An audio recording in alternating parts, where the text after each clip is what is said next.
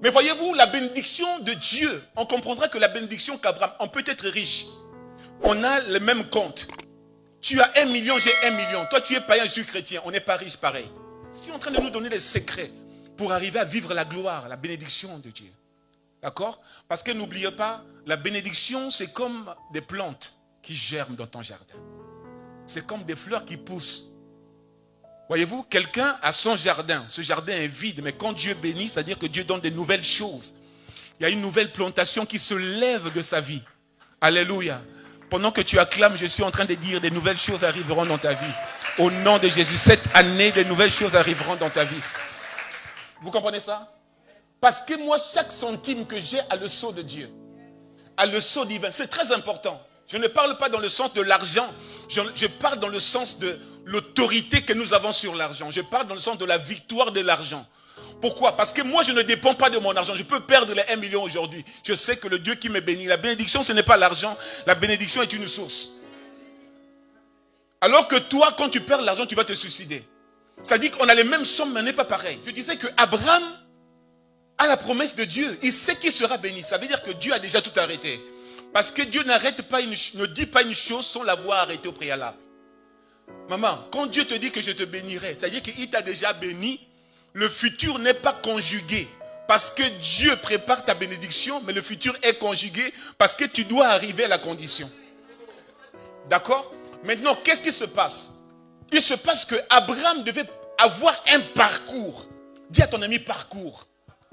Abraham devait avoir un parcours pour arriver à voir la promesse de Dieu se réaliser dans sa vie. La première chose, c'est que Dieu dit à Abraham, quitte ton pays.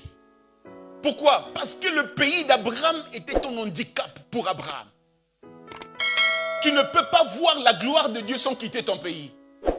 Et quand on parle du pays d'Abraham ici, puisque je suis rapide, je gagne le temps. Quand on parle du pays d'Abraham ici, on parle de Ur en Chaldée. Ur en Chaldée n'est autre que Babylone. D'accord? Donc Dieu dit à Abraham, j'ai des bénédictions pour toi. Parce que tu seras le père des nations. Donc l'exemple, ça veut dire que Abraham est notre exemple. Pour parvenir à la bénédiction, la première chose, c'est de quitter Ur en Chaldée. C'est-à-dire laisser Babylone.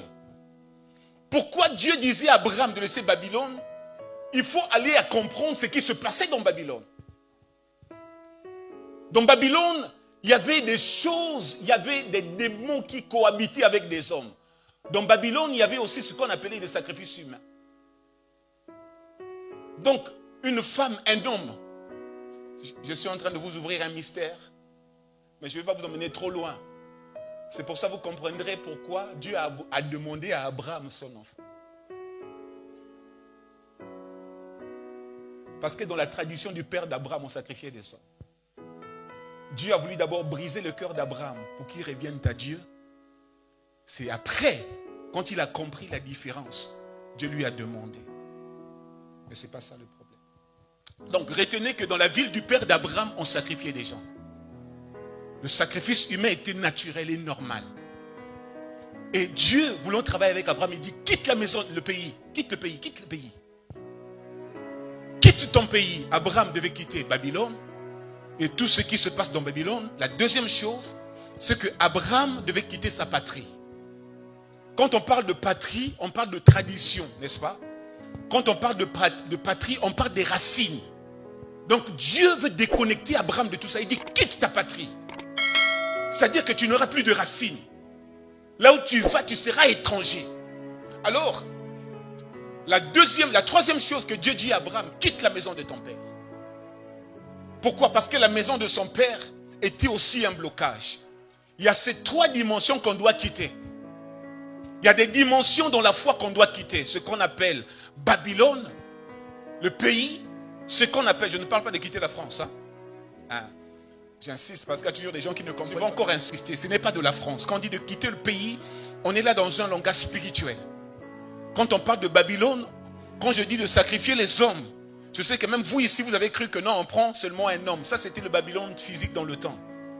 Aujourd'hui, il y a des gens qui sacrifient les autres. Dans les églises, il y a des tueurs de vie. C'est des Babyloniens. Il est dans l'église, mais il tue ses frères.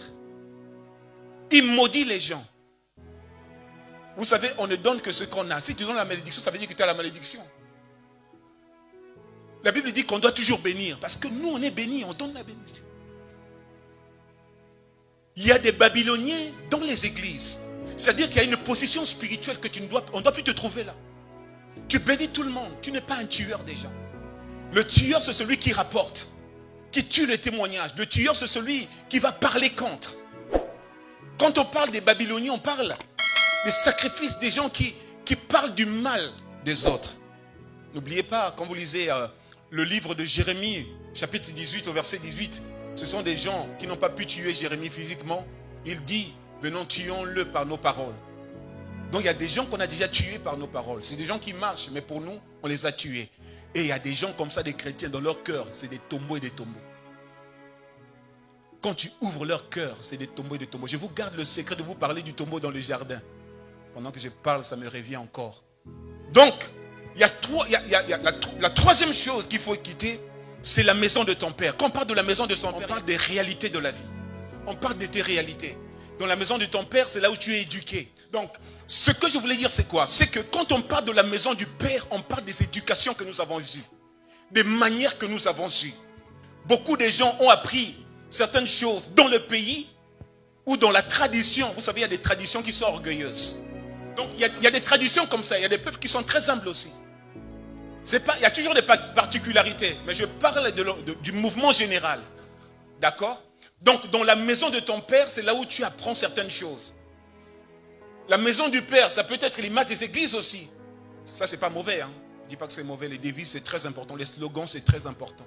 Moi-même, quand j'ai enseigné l'autre fois, j'ai eu à cœur, j'ai dit que désormais, notre slogan, c'est Jésus premier en tout. Comme tu as acclamé, qu'il en soit ainsi, tu as validé ça. Donc, Dieu dit à Abraham de quitter. Dis à ton ami quitter. Dans la foi chrétienne, il y a des choses que tu dois quitter. Alléluia. Mais il y a aussi ce qu'on appelle des choses que tu dois vaincre. Pourquoi? Parce que quand tu as quitté, tu ne retrouves plus. Mais il y a des choses que tu ne pourras jamais quitter parce que c'est des choses qui seront là en permanence pour te combattre. Et ces choses-là, il faut les assujettir. Donc Dieu a dit à Abraham, c'est très important, de quitter ces choses-là. Et en quittant ces choses, il dit à Abraham, je te bénirai. Ce n'est pas parce que tu as quitté le monde, ce n'est pas parce que tu es devenu un saint que tu as tout ce qu'il faut. On peut être un saint, on n'insulte personne, on marche, on parle bien.